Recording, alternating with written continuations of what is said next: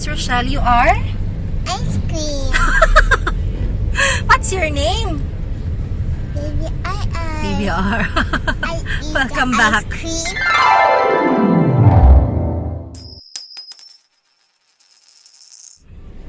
Yep, so today is Saturday. It is magti 3:30 p.m. and we're on the way sa Manila Zoo. So try namin kasi ang tagal na nung huli kaming nakapunta. So tignan natin kung paano yung process nila. Tinry kong mag-book online pero hindi ako makapasok. Ice cream. Ay, hindi ko siya mai-reserve. Siguro kasi same day. Hindi ko alam kung dahil doon. Pero pwede namang walk-in. So, tatry na lang namin doon. Anyway, yun lang. What's that? Ice cream. Ice cream. Yummy. Yummy. Few moments later. 4:30 p.m. Andito na kami sa loob. Hindi ko napakita dun kasi medyo kailangan talaga mag-book ka na online in advance. Kasi kanina ang hassle, hindi ka pa papasukin hanggat hindi ka nakaka-book. So, ayun. Tapos, kapag pala weekend, hanggang 8 p.m. sila, akala namin hanggang 6 lang. So, perfect. Makakaikot. Masusulit namin yung ikot namin.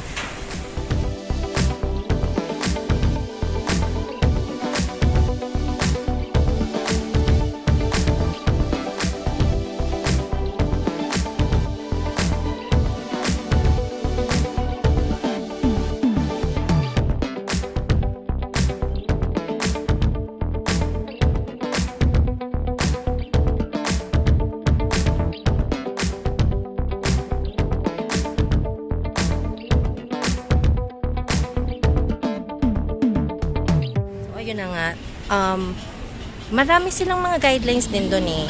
Bawal daw ang food, nabasa ko. Pero pwede ka magdala ng tumbler mo at saka ng, yun, tumbler mo.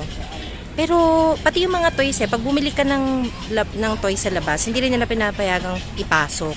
Pero yung bag namin, hindi na naman chinek ni Kuya Gart. Siguro dahil hapon na rin. Ewan ko, baka mas mahigpit sila pag umaga. Hindi ako sure. But anyway, ayun. Medyo konting tao yung na dito sa side na to, kaya nakakapag-video ako. And super happy ni RR. Tapos pala, dun sa mga rates, i-check nyo na lang dun sa site. Kasi may nakalagay naman dun eh. Kapag may mga nakaano dun, kapag taga Manila ka, kapag hindi, yung mga ganun. Kasi kami ni Hubby, 300 per head kami. Pero pag taga Manila ka, 150 lang yata. Basta nandun sa site yung presyo.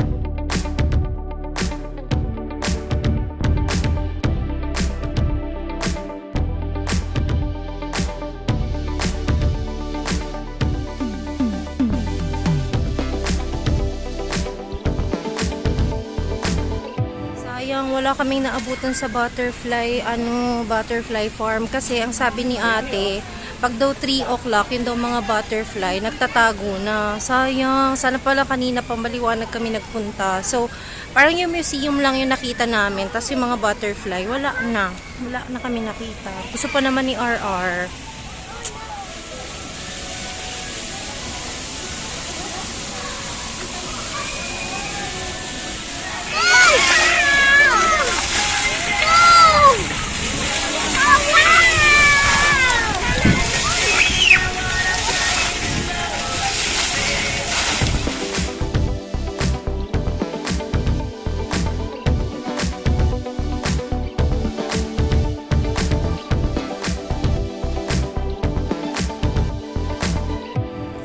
It's 8:30 and we're home. Ayun, kanina, bago kami umuwi, dumaan kami sa souvenir shop nila doon. Tapos nagpa-picture kami. Meron kasi doon, pwede ka magpa-picture. 50 pesos, isang shot, isang perasong picture. Ang ganda, pakita ko sa inyo. 50 pesos lang. So, okay na, affordable. Tapos, ayun na namin kasi bilang si RR na stuffed toy. Marami na siyang stuffed toy. Ang binili ko sa kanya is yung light stick. Ayan o. Show it to the guys. Ching! Ching! O, di ba minadyo niya kayo? 50 pesos lang din siya. So, masasabi ko na mura. So, ang ganda na ng Manila Zoo ngayon. Malaki na talaga yung in-improve niya. At saka, sulit naman din yung bayad namin. Perfect time kami nakarating doon kasi hindi na siya ganun kainit. Ayun. Tapos, no naman, bawal yung food. Pero, meron naman dun na food hall. And sa food hall, ang dami mo naman ding mga choices. And hindi naman din siya ganun kamal. Like yung mga usual din na parang mga food area sa mga mall. Ganun. So, maraming options din. Meron din silang coffee shop. Alam ko may restaurant nga din eh. Pero sa labas na kami kumain, hindi rin kami nakapag-coffee shop. Sayang.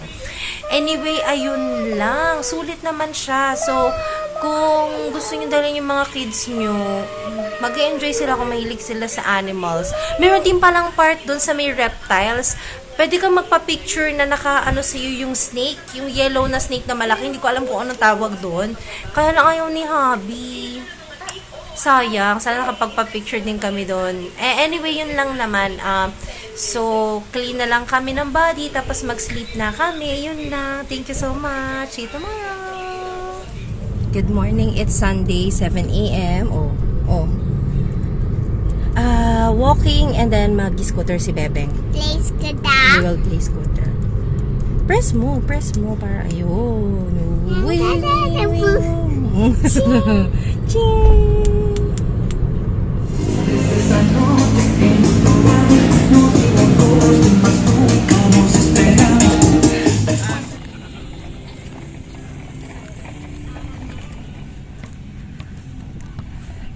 Baka may sabihin kang chike. Ang bata eating ice cream. You show the gummy? The gummy? Wow. And you show them your boo-boo. Show them your boo-boo. Come on. You don't like? Can I see? Mag-ice cream siya. Sad siya eh. Natumba siya. Yung pawis natin, no? Natumba siya sa scooter niya. Pero okay lang yun. You're all good. Oh, wow. You're happy now? Okay, good.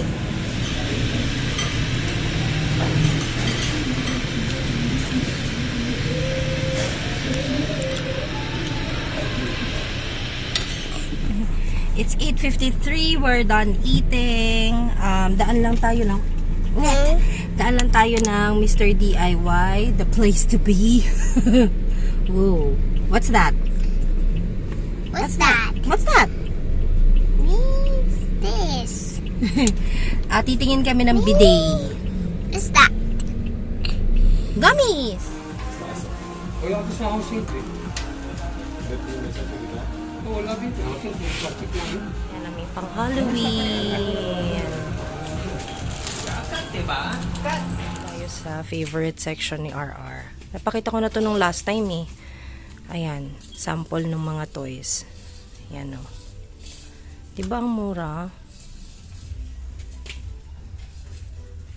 Ayan. Yup, it's 9:27 and we're on the way home.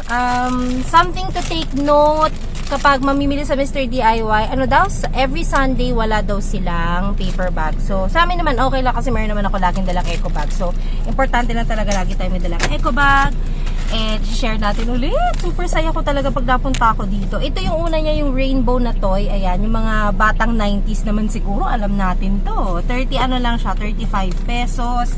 And then, I got a Nopsy. Take a seat muna, anak, beside mama. Okay, thank you. I got another, yung pang clip sa hair clamp. This one is 32 pesos. Ganda niya, para lang siya, ano ba to?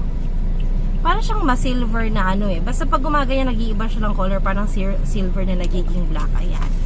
Cute!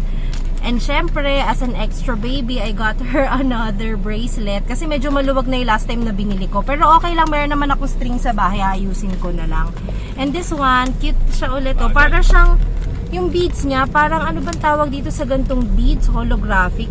May ganun ba? Hindi ko alam. Basta ganito. Cute, Ayan, Isang rainbow, tapos isang butterfly. Itong bracelet na to, dalawa na siya. Siya ay 39 pesos. pesos. Ay, ang ganda. 39 pesos lang to, dalawa na. So cute. Tapos, ito wristband. Ito yung inilalagay dito. At reindeer naman siya pang Christmas. Ito naman ay 33 pesos. And yung purpose kung ba't kami pumunta, bidet, ito po ay 104 pesos. Ito lang yung binili namin, hindi na yung steel. Ito try lang namin. Ayun. So, that's pretty much it. Gulo-gulo na ang buhok ng person.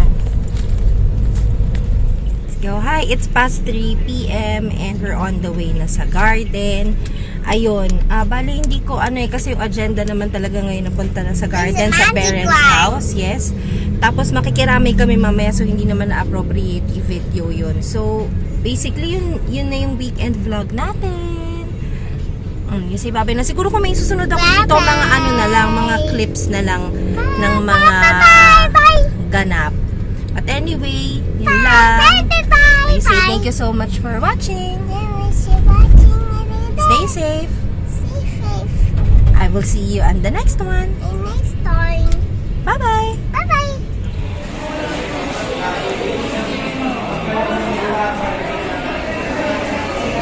Sarap, babe.